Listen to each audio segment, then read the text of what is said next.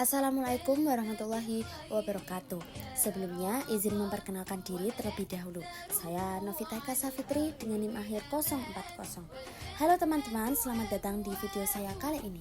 Pada video kali ini kita akan membahas sebuah materi yang sangat menarik, yaitu ilmu tafsir. Pernahkah kalian mendengar mengenai ilmu tafsir? Nah, di sini saya akan menjelaskan dan memaparkan mengenai apa sih ilmu tafsir tersebut. Melalui video ini, kalian akan memahami mengenai ilmu tafsir secara lebih mudah. Jadi, pastikan nonton sampai akhir ya. Langsung saja kita mulai pembahasannya. Masuk pada pembahasan pertama, yaitu pengertian ilmu tafsir. Ilmu tafsir secara bahasa adalah kunci di mana untuk digunakan dalam memahami pesan ilahi di dalam kitab suci Al-Quran yang digunakan sebagai pedoman hidup utama. Karena banyaknya ayat-ayat Al-Quran yang ada di dalamnya memerlukan lebih dari sekedar pemahaman saja. Akan tetapi perlunya pemahaman dan pengertian secara benar akan ayat tersebut. Sedangkan menurut Abu Hayyan, ilmu tafsir adalah ilmu yang membahas tentang cara pengucapan lafaz-lafaz Al-Quran, maknanya, dan juga hukum-hukum yang terkandung di dalamnya, baik secara individu maupun dalam susunan kata, serta makna yang terkandung dalam susunannya dan berbagai hal yang berkaitan dengannya. Selanjutnya ada pokok pegangan dalam menafsirkan Al-Quran. Yang pertama yaitu mencari tafsir ayat Al-Quran tersebut di dalam Al-Quran itu sendiri. Karena sering terdapat ayat yang ringkas tetapi terdapat penjelasan di ayat lain.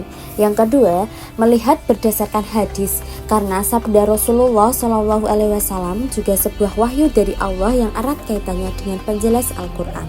Yang ketiga yaitu melihat keterangan para sahabat Nabi, karena mereka lebih mengetahui maksud ayat yang didengar dari Rasulullah langsung serta asal-usulnya. Yang terakhir yaitu melihat undang-undang bahasa Arab.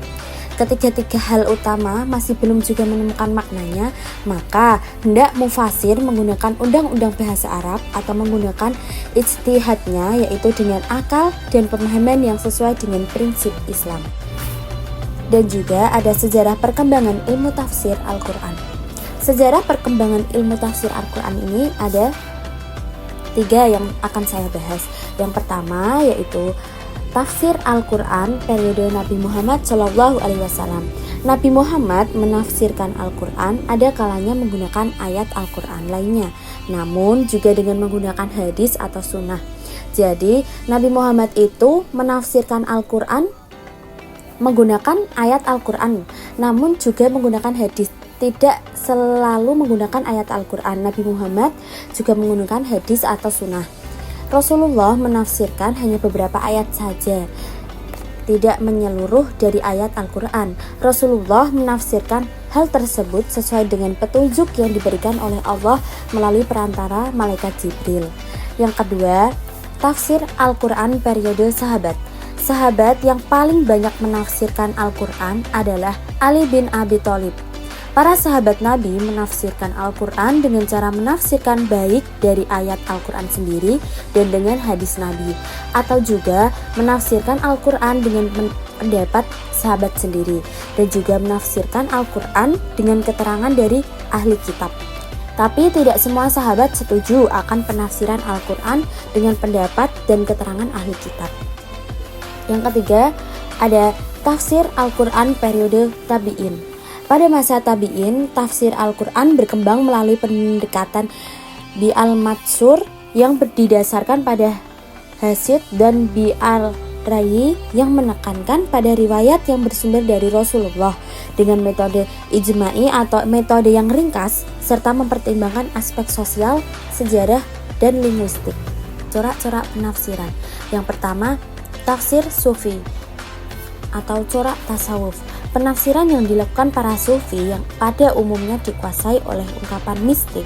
Ungkapan-ungkapan tersebut tidak dapat dipahami kecuali oleh orang-orang sufi dan yang melatih diri untuk menghayati ajaran tasawuf yang mengkaji Al-Quran berdasarkan teori-teori mazhab dan sesuai dengan ajaran-ajaran orang-orang sufi. Yang kedua, tafsir fiqhi, yaitu corak hukum. Corak tafsir ini berorientasi pada penafsiran ayat Al-Quran yang dilakukan oleh seorang tokoh suatu mazhab untuk dapat dijadikan sebagai dalil atas kebenaran mazhabnya. Yang ketiga ada tafsir falsafi atau corak filsafat. Penafsiran ayat-ayat Al-Quran dengan menggunakan teori-teori filsafat. Contoh kitab tafsir falsafi adalah kitab Mufatih Al-Ghaib yang dikarang Al-Fakhr Al-Razi. Itu sebagai contoh kitab yang menggunakan tafsir falsafi atau yang bercorak falsafat. Yang keempat ada tafsir ilmi atau corak ilmiah.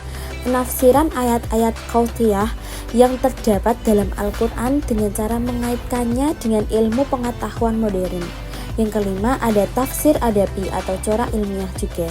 Penafsiran ayat-ayat Al-Quran dengan mengungkapkan segi balaghah Al-Quran dan kemukjizatannya, menjelaskan makna-makna dan sasaran yang dituju Al-Quran menggunakan hukum-hukum alam dan tatanan-tatanan kemasyarakatan yang dikandungnya. Kesimpulannya adalah ilmu tafsir merupakan kunci utama dalam memahami pesan ilahi dalam Al-Quran. Penafsiran tidak bisa dilakukan sembarangan, melainkan harus mengikuti metode dan kaidah tertentu seperti merujuk pada Al-Quran sendiri, hadis, pendapat sahabat, serta kaidah bahasa Arab. Dari masa Nabi hingga generasi tabi'in, metode tafsir terus berkembang dengan pendekatan utama yaitu tafsir bi al-Matsuri dan bi al-Rayi. Selain itu, muncul beragam corak penafsiran seperti literal, kontekstual, rasional, dan tasawuf, yang masing-masing mencerminkan latar belakang dan tujuan penafsir. Dalam praktiknya, tafsir harus mempertimbangkan konteks sejarah, sosial, dan perkembangan zaman agar maknanya tetap relevan dan sesuai dengan ajaran Islam yang universal. Tafsir berperan penting dengan menjadikan Al-Quran sebagai pedoman hidup yang komprehensif bagi umat Islam di setiap masa. Terima kasih. Berikut materi yang saya paparkan serta saya jelaskan. Saya akhiri. Wassalamualaikum warahmatullahi wabarakatuh.